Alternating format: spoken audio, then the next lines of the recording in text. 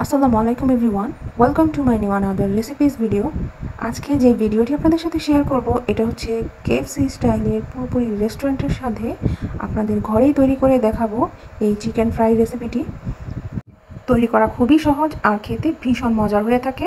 আপনারা তো রেস্টুরেন্টের স্বাদকেও হার মানাবে এই রেসিপিটা, অবশ্যই ট্রাই করবেন। তো চলে যাচ্ছি রেসিপির পর্বে। আমি কিছু প্রথমে মশলা এখানে অ্যাড করে নিচ্ছি। আসলে মশলা বলতে এখানে কিছু কাঁচামরিচ, পেঁয়াজ আর বাদাম আমি নিয়ে নিয়েছি। আপনারা এটা দিয়ে একটা পেস্ট তৈরি করে নেবেন প্রথমে। এরপর আমি এই পেস্টটা দিয়ে মুরগির মাংসটাকে মাখাবো। এখানে আমি মুরগির মাংসটাকে মাখানোর জন্য আদা রসুনের পেস্ট, স্বাদ মতো লবণ, আর যেই বাদাম আর পেঁয়াজ কাঁচামরিচ দিয়ে পেস্টটা তৈরি করে রেখেছিলাম সেই পেস্ট, সাথে কিছু সয়া সস আর দিয়ে দিচ্ছিলাম লেবুর রস।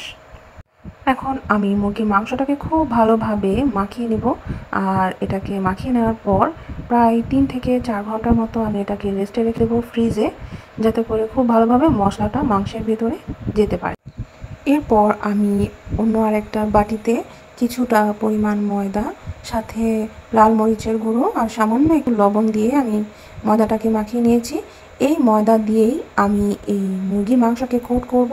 আর কিভাবে করে কোট করছি তা অবশ্যই একবার লক্ষ্য করলে বুঝতে পারবেন। প্রথমে আমি একবার ময়দার মধ্যে কোট করছিলাম, আর এরপর একবার পানির মধ্যে দিয়ে আবার আমি পুনরায় ময়দার মধ্যে কোট করে নিচ্ছিলাম। এভাবে করে 2বার করে প্রসেসিং করে নিলেই আপনার কিন্তু উপরের লেয়ারটা চলে আসবে। তো এখানে আমি ময়দা দিয়ে গড়িয়ে নিচ্ছিলাম। এরপর ময়দা দিয়ে গড়ানো হয়ে গেলে আমি সরাসরি এগুলোকে গরম তেলে, ডুবো তেলে ভাজতে হবে অবশ্যই। আপনারা কিন্তু ডুবো তেলে না ভাজলে এই কেএফসি স্টাইলের যে চিকেন ফ্রাইটা, এটা কিন্তু একেবারেই অসম্ভব ডুবো তেল ছাড়া ভাজা। কেএফসি স্টাইলের চিকেন ফ্রাইয়ের উপর যে একটা ক্রাঞ্চিনেস ভাব থাকে তা কিন্তু এই ময়দার কারণেই হয়ে থাকে। এভাবে করে কোট করে নিলেই আপনারা পুরোপুরি কেএফসি স্টাইলের চিকেন ফ্রাইটাই বাসায় তৈরি করে নিতে পারবেন। এরপর আমি চিকেন ফ্রাইগুলোকে ডুবো তেলে ভাজার জন্য হাঁড়িতে দিয়ে দিয়েছি। দেখতে পাচ্ছেন তেলটা খুব ভালোভাবেই কিন্তু গরম হয়ে গেছে।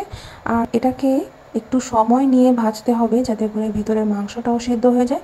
কারণ আমরা কিন্তু কাঁচা মাংসটাকে কিন্তু এভাবে করে কোট করে ভেজে নিয়েছি। সময়টা আমার লেগেছিল 40 থেকে 45 মিনিটের মতো। আপনাদের আরও কম বেশি সময় লাগতে পারে। তো এভাবে করে আমি সবগুলো চিকেন ফ্রাই ভেজে নিয়েছিলাম। এরপর আমি আপনাদের সামনে পরিবেশন করছি। আমি একটা প্লেটার সাজিয়ে নিয়েছি। আরও এই প্লেটারের মধ্যে দেখতে পাচ্ছেন রাইস, সাথে সবজি। ওটারও আমার চ্যানেলে রেসিপি দেওয়া আছে, আপনারা চাইলে দেখে নিতে পারেন।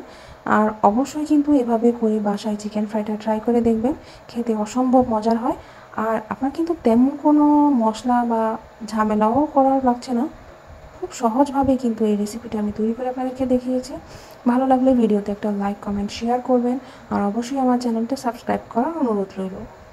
রেসিপিটি ট্রাই করে অবশ্যই আমাকে একটা কমেন্ট করে জানিয়ে দিবেন যে আপনার কাছে রেসিপিটা কেমন লাগলো বা আপনি কতটুকু উপকৃত হতে পেরেছেন সেই মন্তব্যগুলো।